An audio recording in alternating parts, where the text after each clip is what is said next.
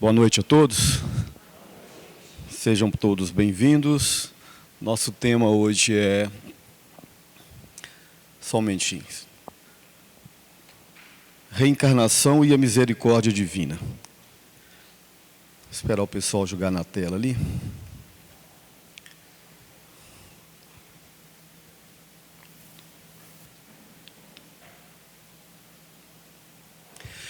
É melhor rejeitar 10 verdades do que aceitar uma mentira.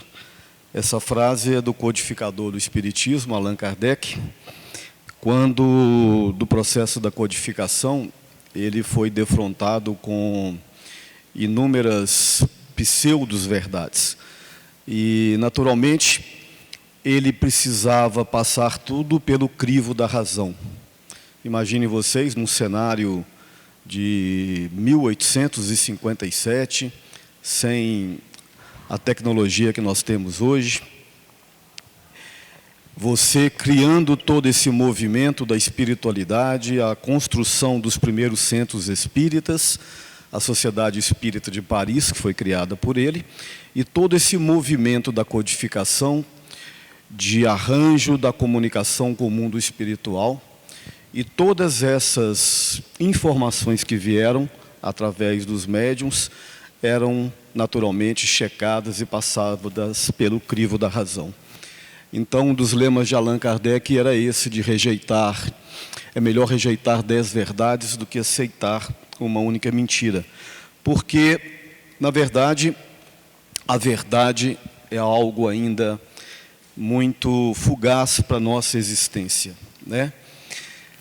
Lá em João capítulo 18, versículo 38, naquele fatídico dia da crucificação de Jesus, poucas horas antes, teve aquele julgamento que todos nós conhecemos, né? Onde Jesus foi levado como preso à presença de Pôncio Pilatos, que era o representante do governo romano, do Império Romano, e de um lado, o Sinédrio, representado pelos doutores da lei. Jesus era, de certa forma, naquele momento, para a estrutura do judaísmo, ele era um desafio, né? Porque ele abalou todas as estruturas religiosas, as estruturas dogmáticas, as estruturas eclesiásticas de poder, tanto o poder do judaísmo quanto do poder de Roma. Então ele foi levado ao julgamento e, em dado momento, Pôncio Pilatos, né, o questiona: o que é a verdade? Diz os textos evangélicos, a gente parte da premissa que lá o que se está é correto, que Jesus silenciou-se. Ele não respondeu essa resposta, ele não respondeu a Pôncio Pilatos.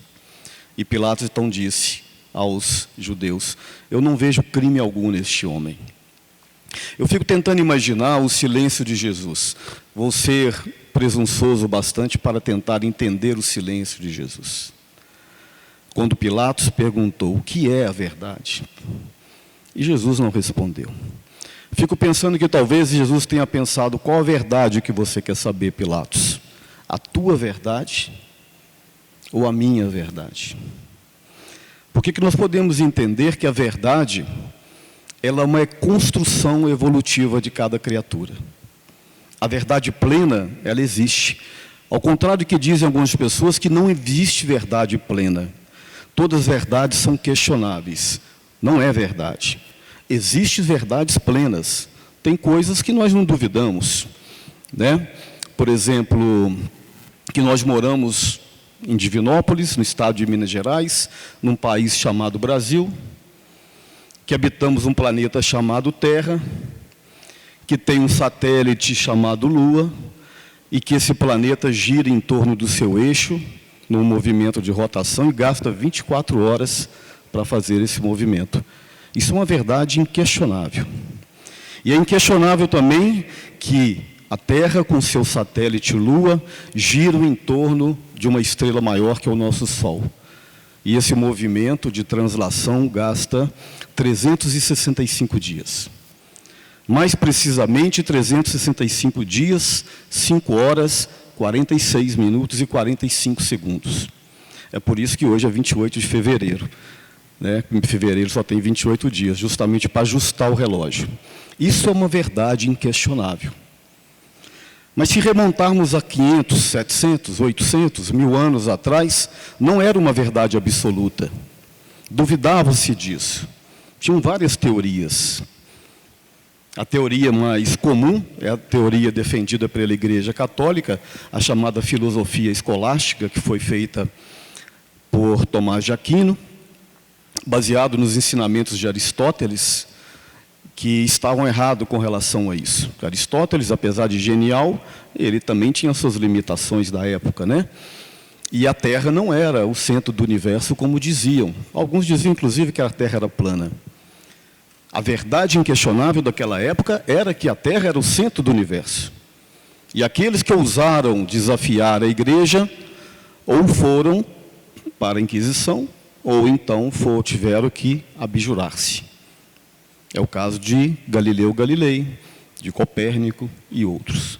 Passaram-se então os séculos, a ciência avança, a astronomia avança, e chega-se hoje a essa verdade inquestionável.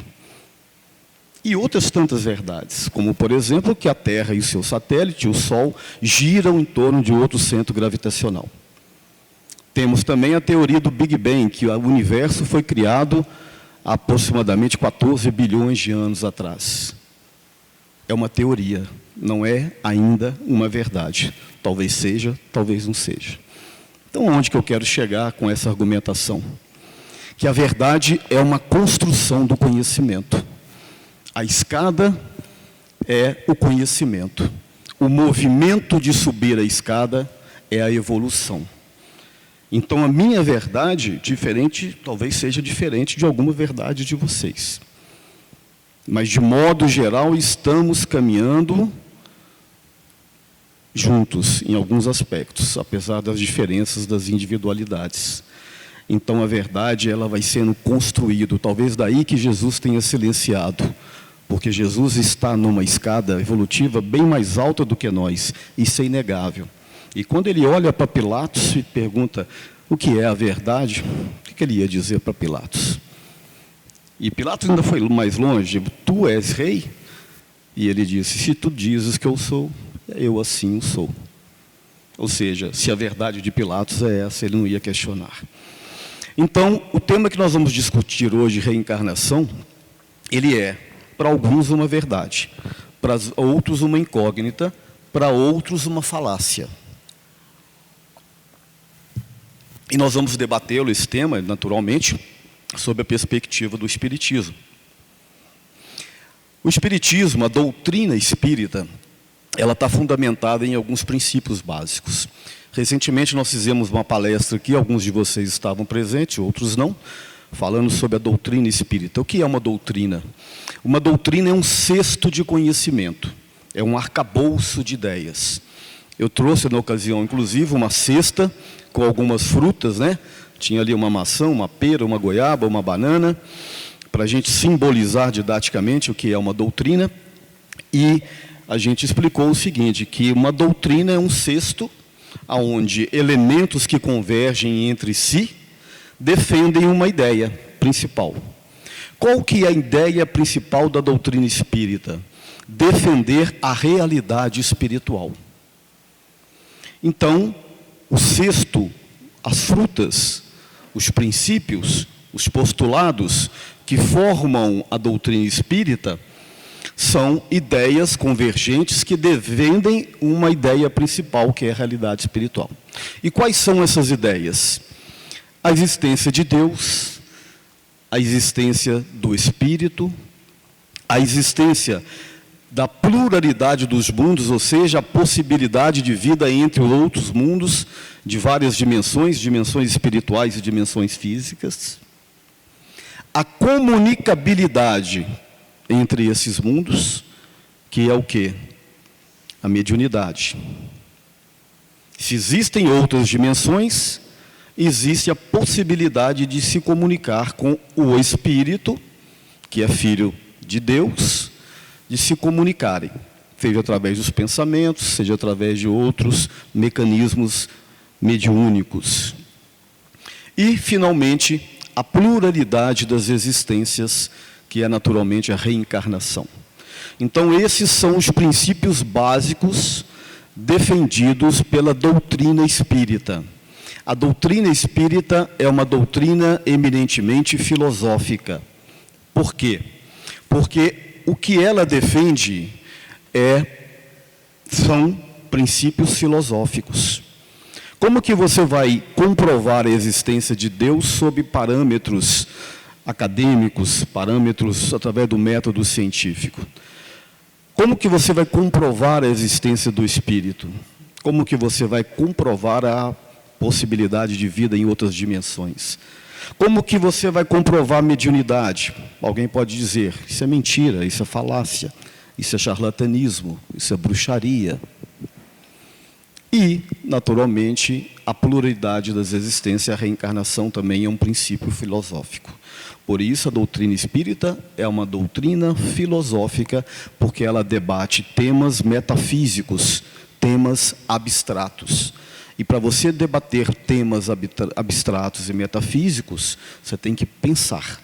Porque se você não pode comprovar, do ponto de vista empírico, do ponto de vista tangível, você tem que tentar buscar comprovar através do pensamento. Aliás, foi assim que nasceu a filosofia.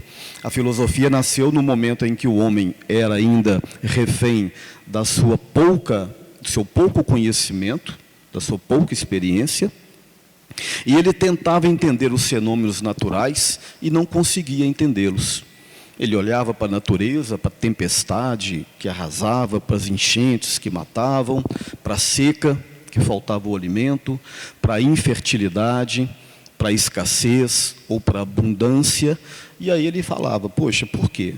Ah, não, existem deuses que governam a fertilidade, a abundância, a colheita, o sol, o trovão, a chuva. Esse foi o período da mitologia, aonde o homem buscava se amparar em deuses para buscar entender os fenômenos. À medida que o homem experimenta, através das diversas experiências civilizatórias, ele começa a construir a razão. Ele olha para a natureza e fala, não, espera aí, chove, porque o período de chuva vem de acordo com o movimento da lua, a escassez vem num período depois. E aí ele foi construindo o saber, foi olhando para os astros, pensando, argumentando, contra-argumentando, e aí ele começa a buscar as comprovações. Aí nasce a ciência. A filosofia é a pergunta, a ciência é a resposta empírica, verdadeira. Pois bem, então, como eu falei para vocês, o tema da noite é reencarnação, que é um dos princípios básicos do Espiritismo, não é uma verdade inquestionável, absolutamente, A gente pode não concordar com ela, mas a gente tenta contra-argumentar em cima dos princípios que nós acreditamos. Para a nossa palestra ficar bem didática, bem suave, eu vou dividi-la nesses 4 aspectos aqui. No aspecto histórico, no aspecto científico, ouso dizer assim, no aspecto filosófico e, finalmente, no aspecto religioso. A palavra reencarnação já nos diz muita coisa, A etimologia da palavra, ou seja, a origem da construção da palavra, ajuda bastante. Reencarnar é reentrar na carne, Quem chegou a primeira vez no salão, entrou no salão. Quem for ao banheiro e voltar, vai reentrar, porque aqui já estava. Então, a palavra reencarnar quer dizer, a princípio, etimologicamente, conceitualmente, é reentrar dentro da carne. Ora, se eu estou reentrando dentro da carne, é porque eu já estive dentro da carne. Então, a palavra já nos diz muita coisa. Então, vamos lá. O aspecto histórico e filosófico. Como eu falei para vocês, todo o conhecimento humano que nós temos hoje, ele é resultado de uma incrível experiência humana que começou aí há 4,5 bilhões de anos atrás, né, na formação do planeta. Quando o primeiro ser vivo nasceu, né, os primeiros vírus de protoplasma, lá aqueles tempos primórdios, né, naquela matéria gelatinosa ali, que fervia, que borbulhava. Daí até lá na Gênese, metaforicamente, né, está escrito que o homem nasceu do barro, né, e se a gente olhar para esse ponto de vista, de certa forma nasceu mesmo, porque foi exatamente dessa sopa de aminoácidos que surgiu o primeiro ser unicelular. Com o passar do tempo, através de uma combinação química, de uma combinação de calor, esses seres se multiplicaram em seres pluricelulares, e aí começa a espetacular trajetória da vida no planeta Terra. E ali caminha, milhões e milhões de anos se perpassam silenciosamente. Segundo Chico Xavier, no livro Evolução em Dois Mundos, toda experiência planetária foi acompanhada pelo mundo espiritual. Desde o início dos tempos, segundo fala dele, e segundo fala do Emmanuel no livro A Caminhos da Luz, Jesus e a alta espiritualidade, os seus prepostos, acompanhavam a construção do planeta e faziam experiências do mundo espiritual junto com experiências do mundo físico. E assim a humanidade caminhava até que, finalmente, os primeiros seres, os primeiros antropóides ou antropídeos começavam a andar pelo planeta. E aí começa a magistral experiência humana. Aí nós passamos por todo aquele processo até chegar no Homo sapiens, né, que somos nós, né? E aí o homem começa a criar a razão, desenvolvê-la e aperfeiçoar-se. E nesse período todo nós vamos observar, segundo a história, o crescimento e o nascimento da espiritualidade e das religiões. Ora, lá no período mitológico que eu falei para vocês, recebendo enxertia do plano espiritual e visita dos prepostos divinos, que de tempos em tempos nasciam nessas comunidades antigas, nos antigos egípcios, nos antigos chineses, na antiga Babilônia, na antiga Grécia. E esses avatares chegavam ao planeta já com um cabedal de conhecimento mais elevado para impulsionar o desenvolvimento do planeta. A gente vê isso muito claramente na Grécia, né? O chamado milagre grego, um período aí de 800 anos, 700 anos, nós temos o surgimento de Tales de Mileto até os pós-socráticos, né? Foi um grande fenômeno de acontecimento intelectual que jamais se observou. E assim todas as histórias. Então, em todos os registros históricos, nós temos registros concernentes à reencarnação. Os antigos egípcios acreditavam na chamada metempsicose.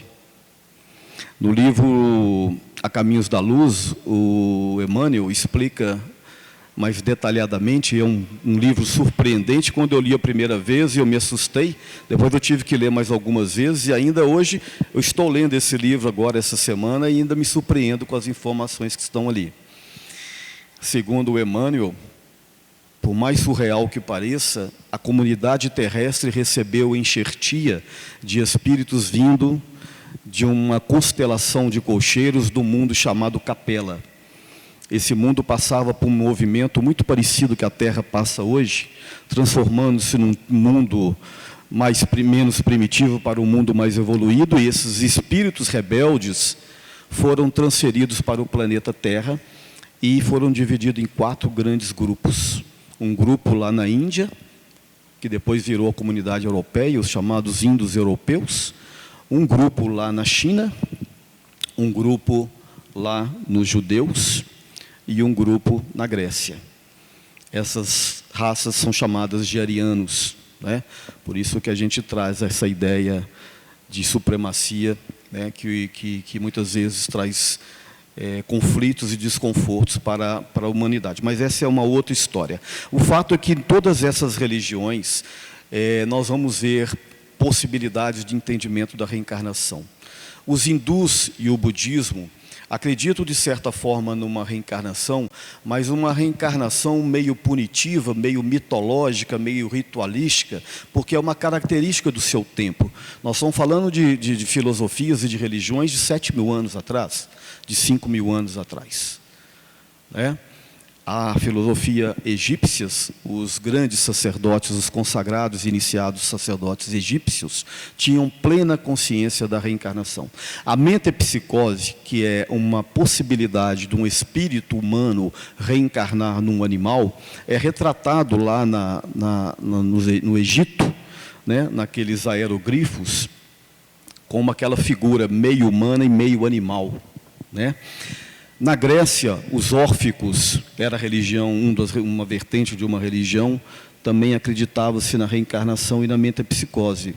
Pitágoras, inclusive, era adepto da religião órfica, Pitágoras e os pitagóricos. Os gregos, em algum momento também, e os judeus também. Então, historicamente, nós vamos ver construções de pensamento buscando o entendimento da origem do homem e do destino do homem. E de tempos em tempos, insights do mundo espiritual e visitas de espíritos nos impulsionam no sentido de entender o processo reencarnatório. Existem duas correntes que permeiam praticamente o pensamento humano hoje. É a corrente materialista e a corrente espiritualista. Quando eu falo materialismo, não é num sentido de consumismo, não. Fulano é materialista, ele gosta de gastar, de comprar, não é nesse sentido. Eu estou falando, a corrente materialista é aquela corrente que defende a ideia que tudo se resume ao âmbito material. O Alexandre, o Arnaud, todos vocês que estão aqui, nós somos uma construção celular, o nosso pensamento vem através do nosso cérebro, a nossa consciência é um fenômeno cerebral, e que quando nós morrermos, tudo acaba. Morreu, acabou. Então, para a corrente materialista, e ao contrário do que se pensa, ela é muito maior do que nós imaginamos, né? E nós respeitamos quem pensa assim, claro. A corrente materialista tem várias vertentes, o existencialismo francês, alemão, o marxismo e outras correntes materialista, que defendem a ideia principal que não existe nada além dessa experiência. Não existe, portanto, Deus, não existe, portanto, espírito, alma, não existe muito menos mundo espiritual. E do lado de lá nós temos a corrente espiritualista. Não dá para vocês enxergarem ali, mas eu coloquei ela no meio. O catolicismo, o budismo, o hinduísmo, o protestantismo, o bandismo, o espiritismo, e, enfim, todas as religiões. Tanto as politeístas antigas do Oriente, quanto as três grandes vertentes que defendem a ideia do Deus único, que é o judaísmo, o islamismo e o cristianismo. Então, todas as religiões são espiritualistas. Por quê? Porque todas elas defendem a ideia de que existe uma alma ou um espírito. E existem planos espirituais. Mudam-se os nomes: céu, terra, inferno, purgatório. Mas, enfim, todas as religiões defendem a ideia de que existe um ser transcendente além do corpo físico. Ou seja, a vida continua. Agora, qual é a diferença básica para o espiritismo das correntes espiritualistas? O espiritismo, naturalmente, é espiritualista também, porque ele defende a ideia que existe espírito. Mas, ao contrário de muitas dessas religiões, o espiritismo defende a pluralidade das existências, né? Olha lá, então agora nós estamos trabalhando a corrente espiritualista, deixemos de lado o materialismo, né? Nós estamos crendo, a princípio aqui, que a corrente espiritualista está correta. Então, na corrente espiritualista, nós temos duas divisões: a unicidade das existências e a pluralidade das existências. A unicidade das existências é defendida, por exemplo, pelo catolicismo, pelo protestantismo, não é defendida pelo hinduísmo, pelo budismo, pelo Espiritismo. Então, as correntes espiritualistas divergem-se neste ponto. E é um ponto muito importante, porque, de um lado, nós temos a ideia que só existe uma vida. Existe o espírito, ótimo. Existe o céu e o inferno, ótimo. Existe o pós, ótimo. Mas não existe o antes. Mas como assim? Para essas correntes, quando o espírito, quando o corpo nasce, o espírito nasce junto. Para o espiritismo e para outras correntes, nós não acreditamos assim. Nós acreditamos que quando você nasce, aquela alma já pré-existia.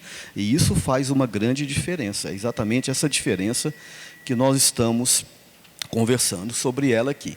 Então, para o Espiritismo e outras escolas espiritualistas, existe a pluralidade das existências.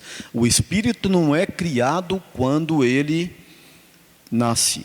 Ele já pré-existe, ele já existia, ele estava em algum lugar. Vamos falar um pouquinho sobre o aspecto científico, né?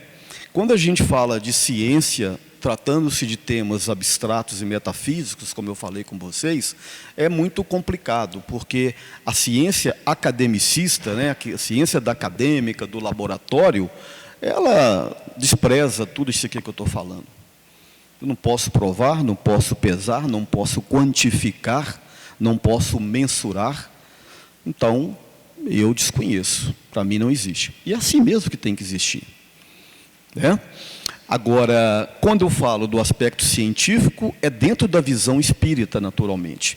Então, para nós espíritas, que a reencarnação aconteça, ela não é mágica.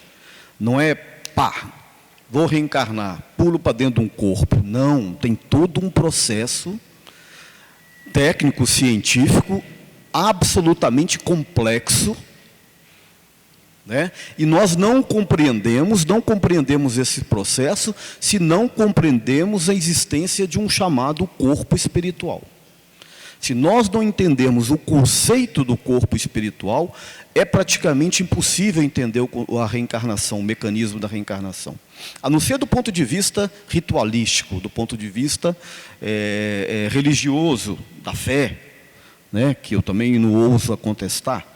Mas, dentro da visão espírita, a gente constrói uma razão baseada em fatos. Para crer não basta ver, é preciso, sobretudo, compreender e entender. Assim dizia Allan Kardec sobre a fé. A fé inabalável é aquela que possa encarar face a face a razão em todas as épocas da humanidade. Então, para o Espiritismo, a fé cega é uma fé perdida. Quer dizer, você vai na volúpia, mas a fé, ela tem que ser construída junto com uma razão. Porque muitas pessoas são pessoas de boa fé e são usadas por instituições ou por pessoas por causa da fé cega, né? Em acreditar coisas que não são verdadeiras. Então, Allan Kardec, ele chama atenção sobre esse ponto. Lá no livro Evolução em Dois Mundos, no prefácio, o André Luiz diz assim: desde os tempos remotos, a humanidade reconheceu a existência de um organismo sutil ou mediador plástico entre o espírito e o corpo físico, carnal. No Egito, era o Ka para os sacerdotes. Então, lembra quando eu falei para vocês da construção histórica? Então, lá nos egípcios antigos, 5.000, 6.000, 7.000 anos atrás, os sacerdotes egípcios já conheciam esse corpo espiritual. E muito mais, eles conheciam os plexos, que eles chamavam de como é que chama, gente? Chakras, né? Então, os egípcios chamavam de Ka. Na Grécia, era o Eidolon, na evocação das sibilas. Sibilas eram médiuns. Ontem, Paracelso, designávamos como sendo o corpo sidéreo. O apóstolo Paulo, no versículo 44 do capítulo 15 da sua primeira epístola aos Coríntios, asseverou: semeia-se corpo animal, ressuscita-se corpo espiritual. Se tendes o corpo animal para a manifestação da vossa carne, tendes também um corpo espiritual para a manifestação do vosso espírito. Isso está lá em Paulo, na primeira epístola aos Coríntios, capítulo 15, versículo 44. Claramente, olha como é que Paulo foi tão objetivo, né? Se tendes, semeia esse corpo animal, ressuscita esse corpo espiritual. Então, por que eu falei para vocês? Se não entendermos essa ideia do perispírito que está ali no meio, fica impossível conhecermos a reencarnação do ponto de vista prático, técnico, científico, né? Então, quando estamos encarnados, nós temos uma tríade, é chamado por nós de tríade divina: o espírito, o perispírito e o corpo carnal, o corpo físico. Nós estamos aqui representados no corpo físico, atrelados a essa estrutura periespiritual, que é o nosso corpo espiritual, e quando nós desencarnarmos, por isso que nós usamos a expressão desencarnar e não morrer, porque não acreditamos na morte do espírito, o corpo morre, naturalmente. Mas aí a vida continua. E como que ela continua? A estrutura carnal entra em decomposição, os laços perispirituais que prendem o corpo espiritual ao corpo físico se desprendem pouco a pouco, dependendo da natureza de cada um, e aí esse espírito está liberto para adentrar as chamadas regiões espirituais. Quando ele adentra as regiões espirituais, ele muda de dimensão, ele carrega consigo, no seu inconsciente, no seu subconsciente, todas as experiências, não só dessa encarnação atual, como também das encarnações pretéritas. E ele carrega marcas perispirituais. Então, o nosso corpo espiritual é uma espécie de mata-borrão. Tudo que o nosso corpo físico faz, ressoa no perispírito. Então, muitas vezes, se nós maltratamos o nosso corpo físico, né, diversas formas, através dos excessos todos que nós temos, muitas vezes, da bebida, da comida, do sexo em desequilíbrio e uma série de outras coisas, o perispírito, ele carrega essas suas reminiscências nos seus caracteres. E quando volta ao mundo espiritual, ele passa por um período de readaptação ao mundo espiritual, aonde ele fica um período para reeducação. Evolui-se no mundo espiritual? Diz a espiritualidade que sim. E aí, passado um tempo que é de acordo com cada um de nós, pode alguém reencarnar imediatamente, Alexandre? Pode. Não é raro, mas pode.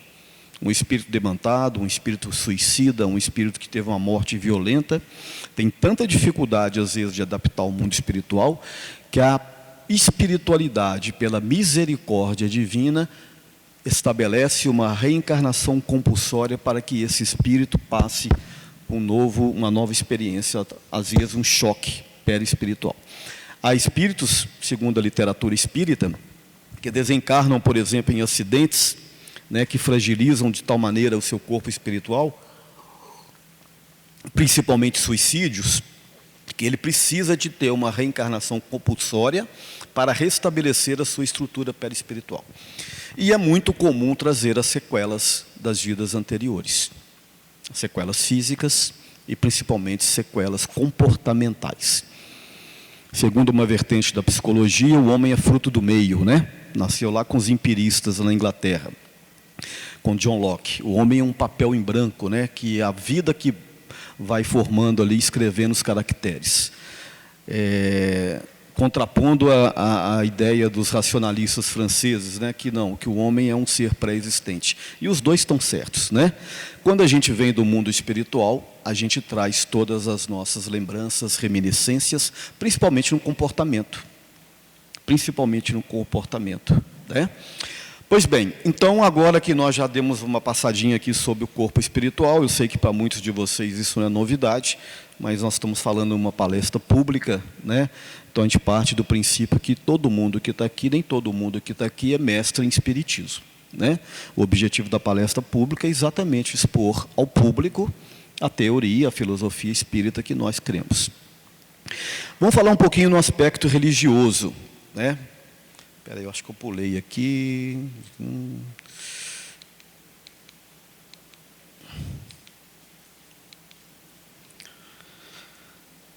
Bom, agora o aspecto, eu pulei aqui, perdão, o aspecto filosófico. Nós vamos debater um pouquinho sobre foi lá atrás, quando eu falei para vocês sobre as correntes espiritualistas aqui, que eu tinha falado, eu me esqueci. Bom, o que eu queria com isso aqui é exatamente isso, é debater filosoficamente o princípio da reencarnação, né? Suponhamos que a corrente da unicidade das existências esteja certa, que só existe uma vida, uma oportunidade. Eu encarnei nesse mundo, vivi loucamente, né? E desencarnei. Aí, se eu falhei, se eu cometi um crime, eu vou para onde? Para o inferno eterno. Ou se eu fui bonzinho, eu vou para o céu. Ou se eu fui mais ou menos, eu vou para o purgatório, né? E agora imagine vocês uma criatura que, por um desatino qualquer, uma pessoa relativamente boa, mas cometeu um desatino, uma briga de trânsito. E pegou lá um pedaço de pedra, uma arma e matou um ou outro, o desafeto. Segundo a teoria religiosa mais comum, essa criatura está condenada ao fogo eterno. Uma experiência única, uma falha que todos nós somos suscetíveis e está condenado ao inferno eterno. Então nós questionamos filosoficamente qual é a justiça divina disso. Das duas, uma. Ou Deus não existe, ou se Ele existe, Ele não é bom, Ele não é justo. E nós não cremos assim, nós acreditamos que Ele exista e que Ele é bom, justo e misericordioso. Então, a pluralidade das existências, essa possibilidade de reencarnar, coloca a justiça divina à lei de ação e reação. Nós somos responsáveis pelas nossas próprias histórias. O homem, quando adquire o livre-arbítrio através do conhecimento, que é representado lá na Gênesis, quando ele come a maçã, quando ele adquire o conhecimento, ele passa a ser responsável por todas as suas atitudes. E essas atitudes naturalmente caminham com ele. Aquelas criaturas que falam, a vida não sorri para mim, tudo dá errado para mim, né? E a outra que nasce na abastança, o outro na opulência. Uns nascem faltando membros, uns nascem com doenças crônicas, outros nascem perfeito, um nasce com idiotia, um nasce deitado babando numa cama por toda uma existência dolorosa. Qual a justiça divina disso? Que Deus é esse que permite isso? Essa disparidade entre os espíritos, entre as pessoas, entre as coletividades. Que Deus permite que uma parte da população seja tão miserável e a outra seja tão rica? Por que para uns tudo sorri, para outros não? Por que essa disparidade? Por isso tudo. Só a lógica da reencarnação explica tudo isso.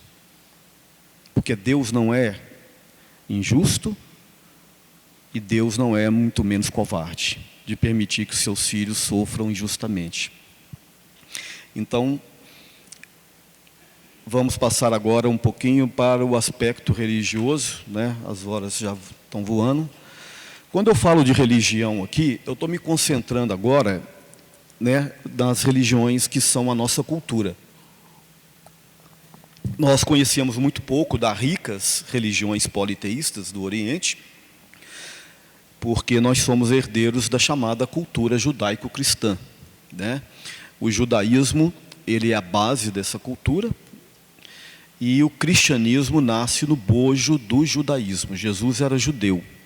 E ao contrário do que dizem, Jesus não abnegava os ensinamentos judaicos.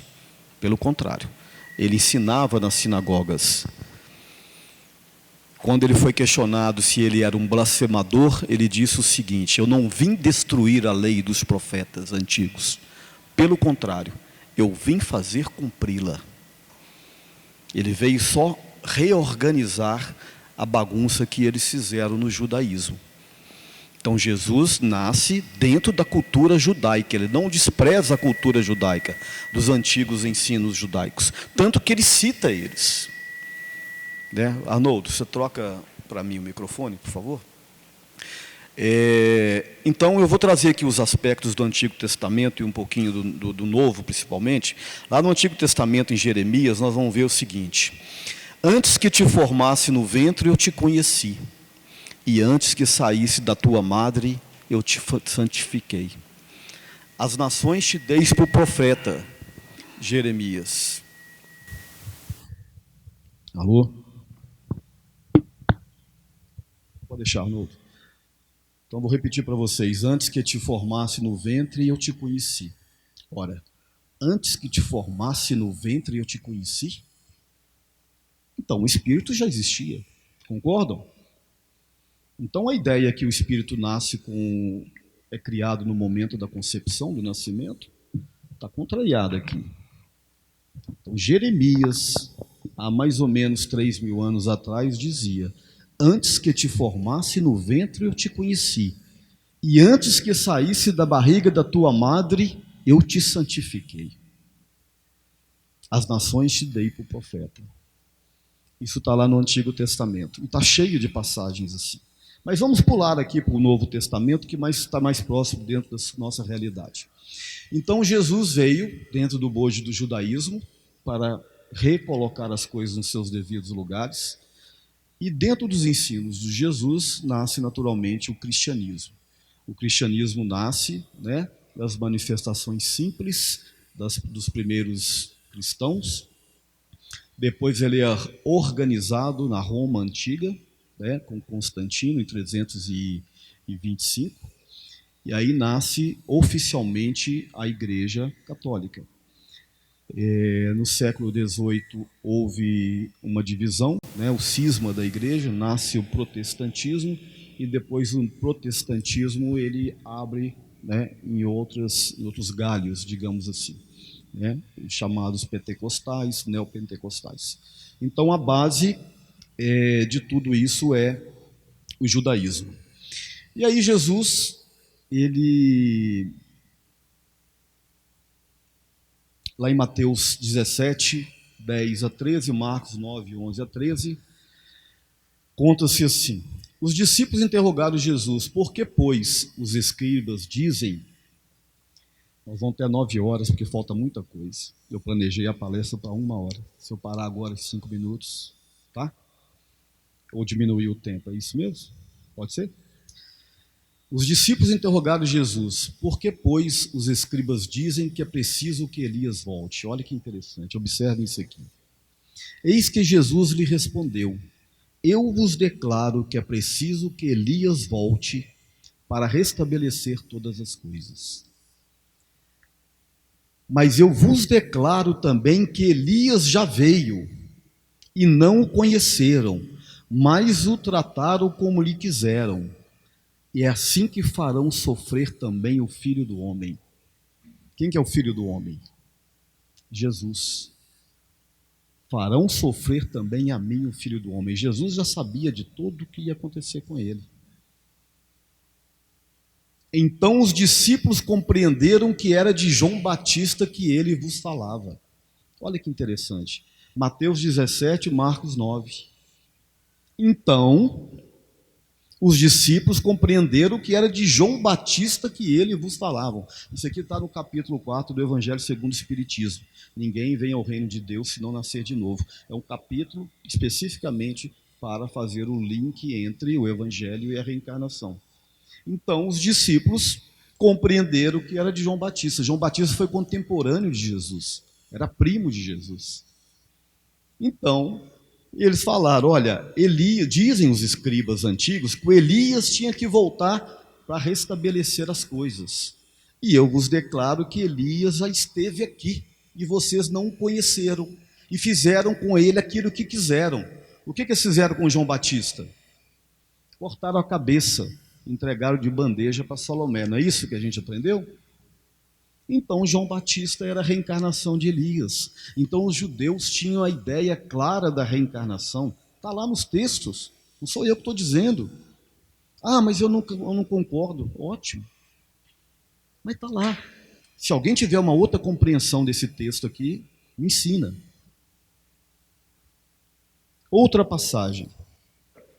Jesus, tendo vindo de Cesareia de Filipe, interrogou assim os seus discípulos: que dizem o homem quanto ao filho do homem? Quem que é o filho do homem? Ele chamava Deus de homem. Que dizem as pessoas sobre mim? A gente aqui não pode nem perguntar, né, Arnoldo? Mas Jesus podia perguntar. Ora, alguns dizem que sois João Batista. Podia ser João Batista, gente? Não, porque João Batista foi contemporâneo de Jesus, morreu 3 anos antes de Jesus morrer. Então não podia ser João Batista, porque um espírito não pode reencarnar em 2 corpos, não tem jeito.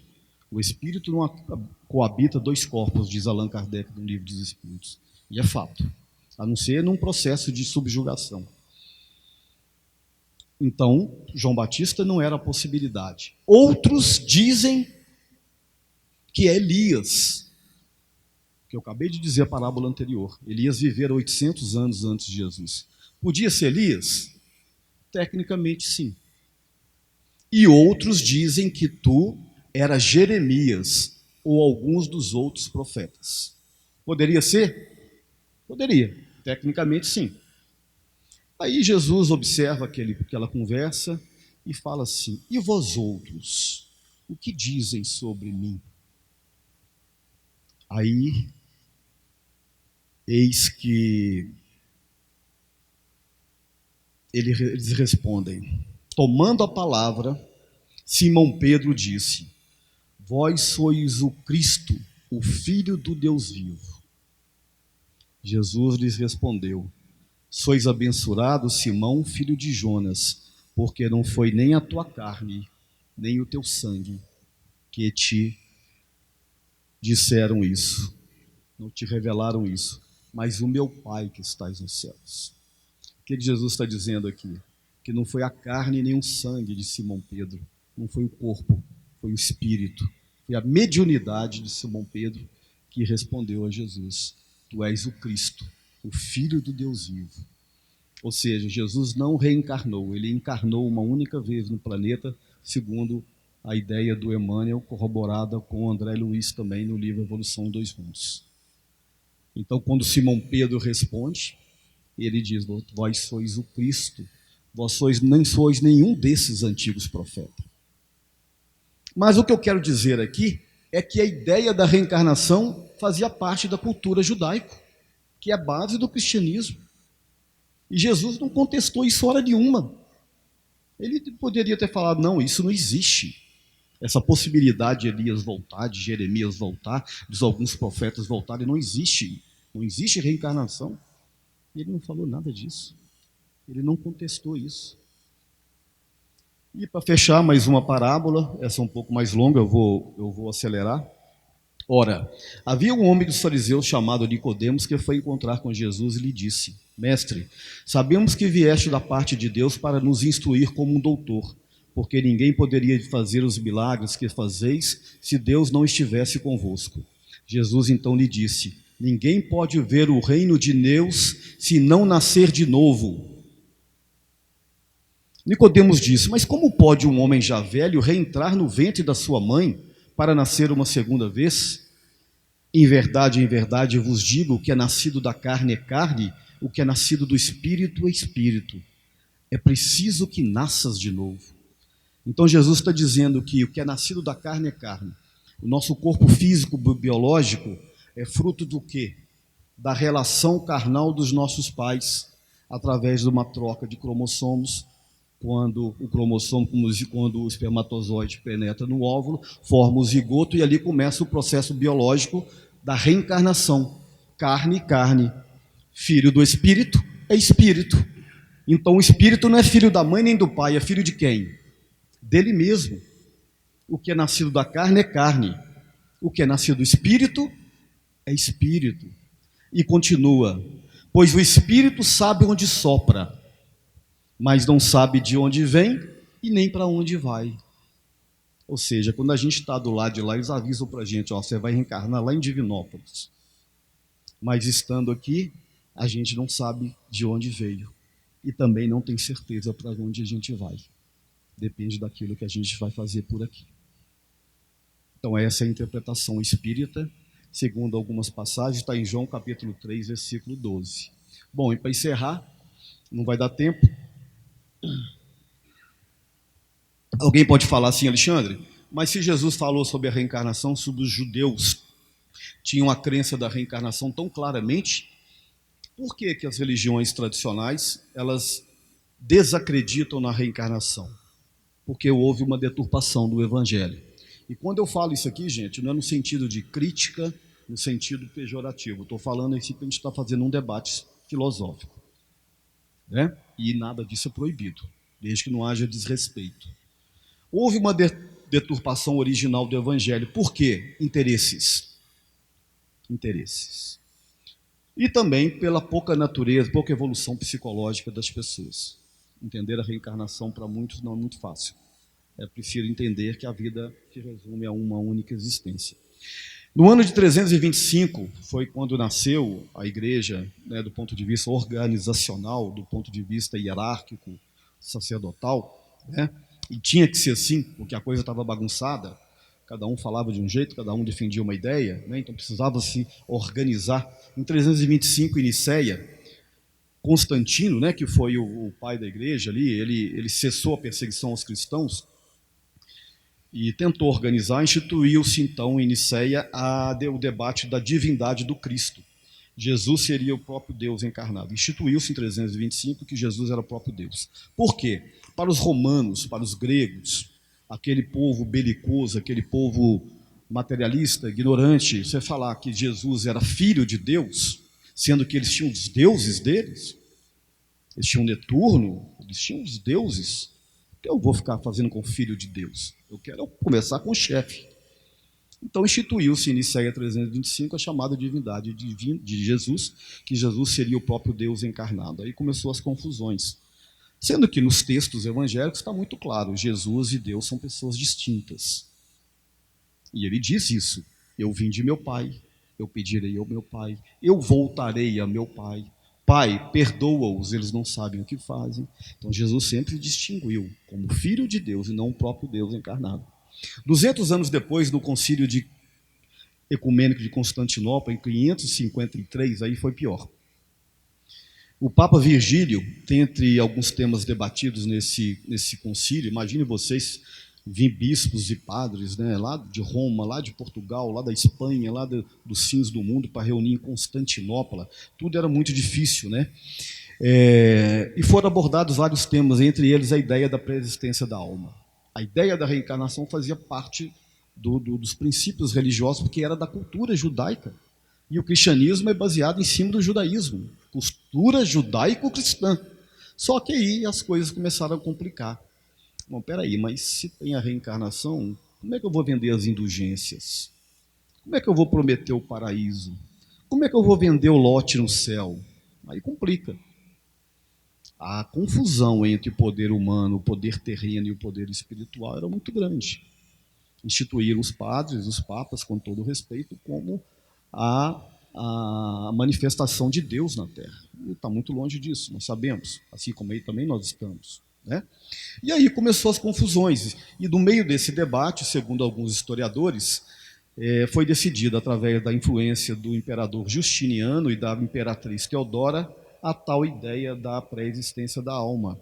Segundo dizem as más línguas, Teodora era uma prostituta que tornou-se imperatriz, e a ideia de reencarnação para ela era muito confusa e dolorosa, assim dizem, né? Mas aí é um pouco de fofoca. Mas vamos lá. E, finalmente, aqui está uma frase de Allan Kardec, que está gravada no túmulo dele, a frase não é dele, né? Existe dúvidas de quem escreveu essa frase, está ali em francês: nascer, morrer, renascer e progredir sem cessar. Esta é a lei. Então nós entendemos, segundo a perspectiva espírita, que a reencarnação não é um mecanismo de punição, a reencarnação é a manifestação da misericórdia divina.